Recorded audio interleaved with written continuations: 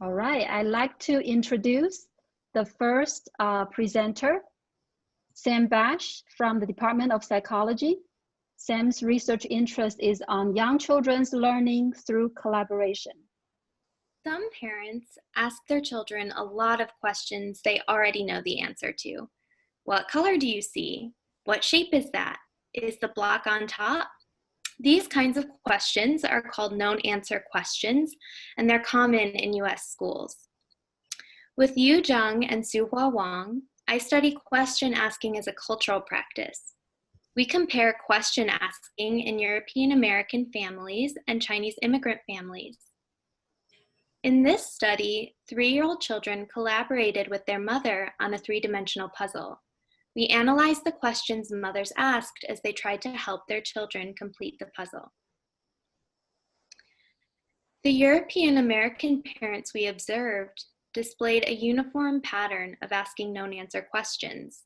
In these families, question asking may match teacher talk in US preschools. In contrast, Chinese immigrant families we observed had more variability in question asking. Overall, they asked more directive questions than the European American families.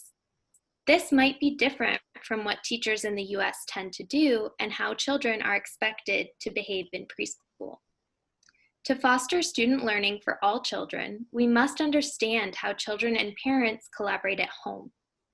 This will help us acknowledge the strengths children develop from engaging in unique cultural practices and allow these strengths to flourish in school. Great, nice talk, Sam. Our next speaker is Sam McHugh from Department of Psychology. Their research interest is on how children teach in everyday conversations. Sam. The goal of this research is to contribute to a strengths-based understanding of how diverse children's thinking about nature develops in everyday conversations. We are interested in how parents explain the natural world and how conversations of families from different backgrounds may show differences in how they relate people to nature. Previous research has demonstrated that Latinx families, especially those with indigenous backgrounds, have distinctive views about humans being connected with the rest of nature. Young children and their parents will be asked to draw pictures of the sun to prompt a conversation about their beliefs of the natural world. Young children may believe that the sun rises and sets from one spot on the horizon, instead of understanding that the sun rises in the east and sets in the west because of the rotation of the earth. I expect to find that both Latinx families and European American families will have valuable conversations about the sun. They may also have different ways that they connect people with the rest of nature. I am especially interested in how parents engage their children in thinking about natural processes. Great. So we would like to invite one question, if there's any. You can unmute yourself or raise your hand and go ahead if you have one question for one of these two speakers. I just had one question for Samantha. Thank you to both of you. They were great presentations. Can you tell me, Samantha, with the white families, what is their social class background? Yeah, it's a good question. Most of them are from a middle class or upper middle class background, and the moms have a pretty high level of education. Thank you for the question, Gina. We're going to move on to the next pair of talks. The next presenter is Jennifer Figueroa from the Department of Latin America and Latino Studies. Jennifer. Oh, thank you. Immigrant parents have been portrayed as disengaged and not valuing education because they have difficulty participating in school events commonly recognized as forms of participation like PTA meetings.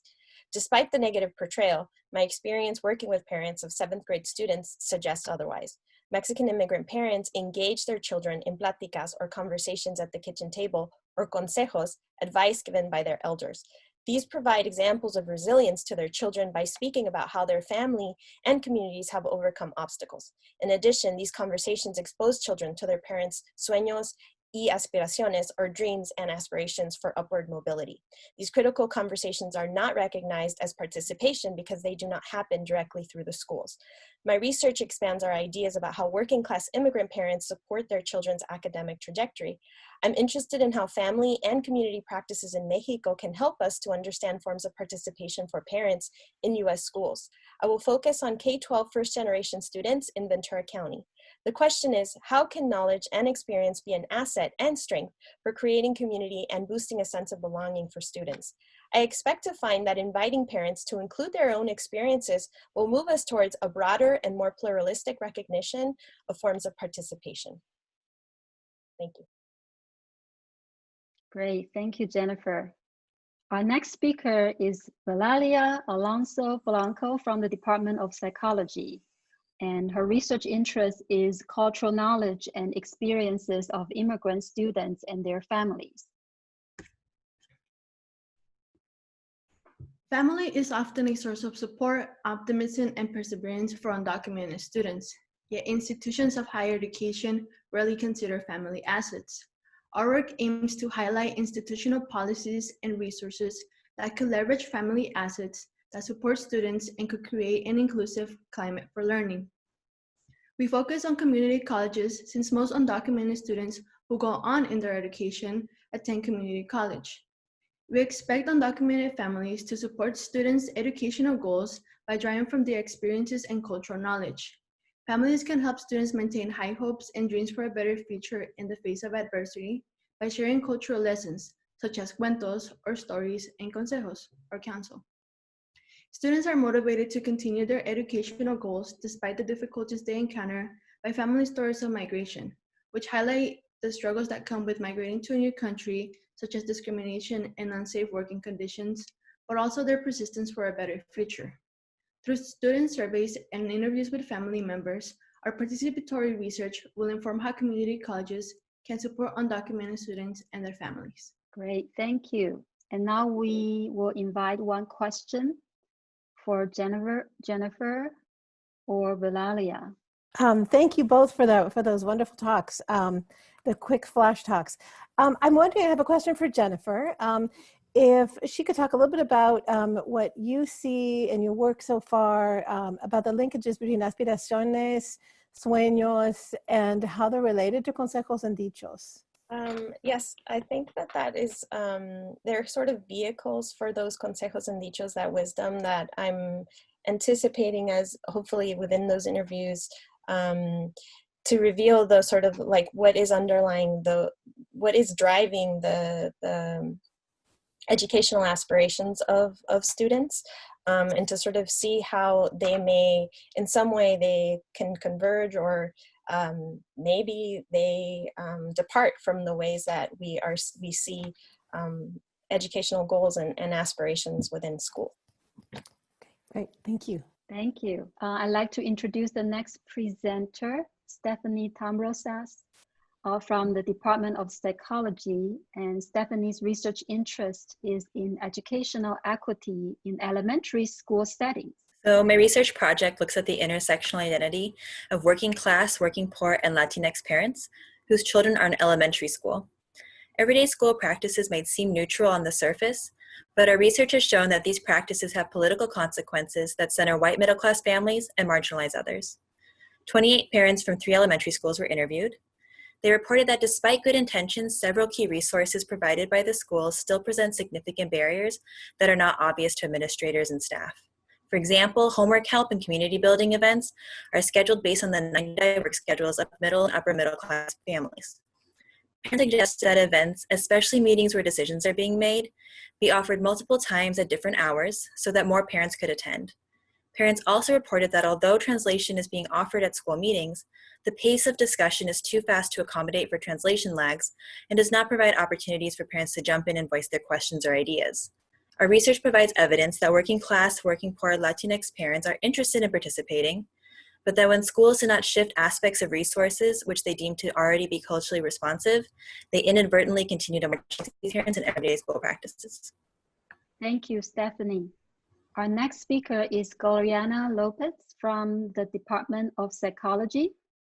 Gloriana's research interest is intersectional experiences of women, Latinx, and LGBTQ communities. When we think of minoritized students, we often think about the challenges they face in their academic journey.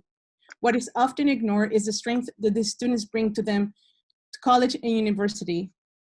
One of our strengths is learning for a greater purpose.